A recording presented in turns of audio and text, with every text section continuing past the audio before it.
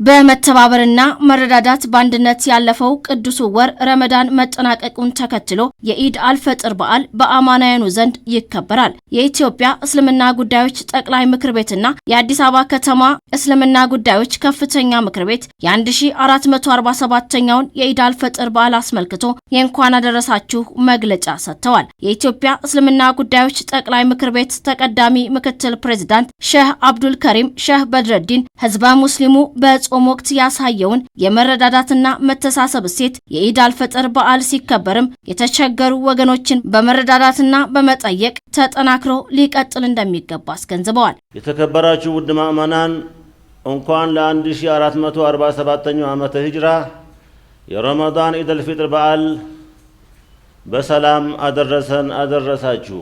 የተከበራችሁ ውድ ምእመናን እንደሚታወቀው ረመዳን ብዙ ኸይራትን ይዞልን መጥቶ አሰርቶን አሳትፎን የሄደ ወር ነው።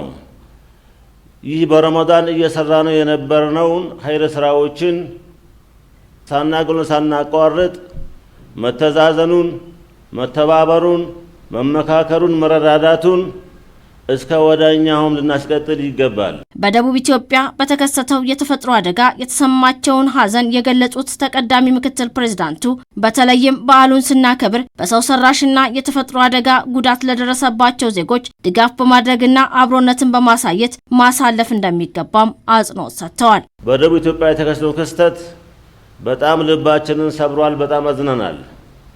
ስለዚህ እንዲህ ያሉ ችግሮችን ሰው ሰራሽ የሆኑ ተፈጥሯዊ አደጋዎችን በጋራ እንደ ህዝብ እንደ ኢትዮጵያዊነት ሁላችንም እጅ ላይ ተያይዘን መረዳዳት፣ መደጋገፍ፣ መተባበር ይኖርብናል። እንደሚታወቀው ሀገራችን በተለያዩ ችግር ውስጥ ያሉ ወገኖች አሉ። ስለዚህ እነሱን ብቻ ረመዳን ላይ ሳይሆን ከረመዳን በኋላ ከዓመት እስከ ዓመት የማይቋረጥ ድጋፍ በማድረግ ረመዳን ላይ የምንሰራው ስራዎችን በማስቀጠል ከምን ጊዜውም በላይ